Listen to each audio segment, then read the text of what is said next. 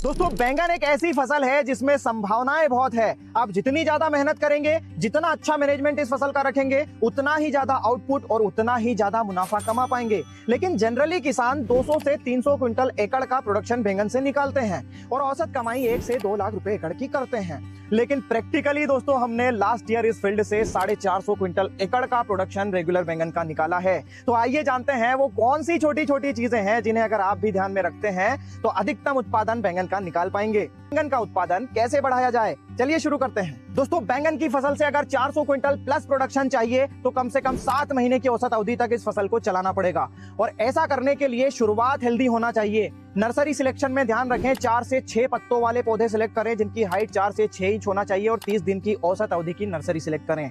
पौधों के तने कड़क होना चाहिए ताकि शुरुआत में डैम्पिंग ऑफ जैसी समस्याएं नहीं आए। दोस्तों मजबूत उत्पादन लेने के लिए बेसल डोज भी मजबूत ही होना चाहिए और जो किसान बैंगन का रिकॉर्ड तोड़ प्रोडक्शन लेते हैं वो बेसल में माइक्रोराइजा डालना नहीं भूलते हैं, क्योंकि ये फसल बहुत ज्यादा ग्रोथ करती है, बहुत ज्यादा न्यूट्रिएंट्स मांगती है। तो माइक्रोराइजा अगर बेसल में आप डालते हैं और ये प्रॉपर्ली वृद्धि कर लेता है तो ये रूट्स की पहुंच के बाहर के न्यूट्रिएंट्स भी पौधों को अवेलेबल करवाता है और विल्ट जैसी समस्याओं से भी बचाता है। दोस्तों अगर ये फसल स्वस्थ रहेगी तो प्रोडक्शन ऑटोमेटिकली बढ़ जाता है और इस फसल की सबसे बड़ी समस्या है स्टेम बोरर, और अगर इसका लार्वा तने में प्रवेश कर गया तो इस समस्या को 100% कंट्रोल करना संभव ही नहीं है और कितने ही किसानों की तो पूरी फसल बर्बाद कर देती है ये समस्या।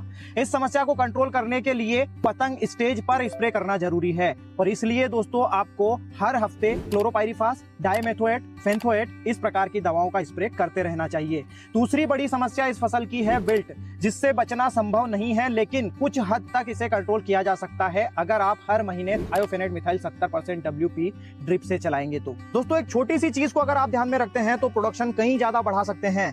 जैसे कि इसमें आप यहाँ पर देख रहे हैं फूल तो बंच में आते हैं लेकिन यहाँ पर फल सेटिंग आप देखिए हर नोट पर 1 या फिर 2 दिखाई देती है।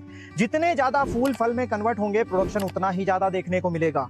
और सुबह 7 से 11 का समय होता है इस फसल में परागण का, तो ध्यान रखें स्प्रे हमेशा शाम के समय ही करें इस फसल में। दोस्तों इस फसल से अगर अधिकतम उत्पादन लेना है तो फ्लावरिंग और फ्रूट सेटिंग स्टेज पर ये फर्टिगेशन शेड्यूल फॉलो करें। साथ ही इस फसल को पानी की कमी या अधिकता के कारण स्ट्रेस में नहीं जाने दें और स्ट्रेस से बचाने के लिए हर महीने 1 बार सिलिकॉन का स्प्रे जरूर करें। दोस्तों अगर इस फसल में फ्लावर ड्रॉप होने वाली शिकायत आती है तो आप अल्फा नेफ्थेलिक एसिटिक एसिड का इस्तेमाल भी इसमें कर सकते हैं और उत्पादन बढ़ाने के लिए ये भी बहुत जरूरी है कि आप इसकी रेगुलर तुड़ाई करवाएं। अगर फल ओवर साइज होते हैं और पौधे पर लगे रहते हैं तो पौधे पर अननेसेसरी लोड बढ़ता है जिसके कारण उत्पादन में कमी आती है। तो दोस्तों इन छोटी छोटी चीजों को अगर आप ध्यान में रखते हैं तो बैंगन का अधिकतम उत्पादन ले सकते हैं। दोस्तों ये एपिसोड अगर आपको पसंद आया हो तो अपना वैल्यूएबल फीडबैक जरूर दीजिएगा, वीडियो को लाइक और ज्यादा से ज्यादा शेयर करिएगा। धन्यवाद।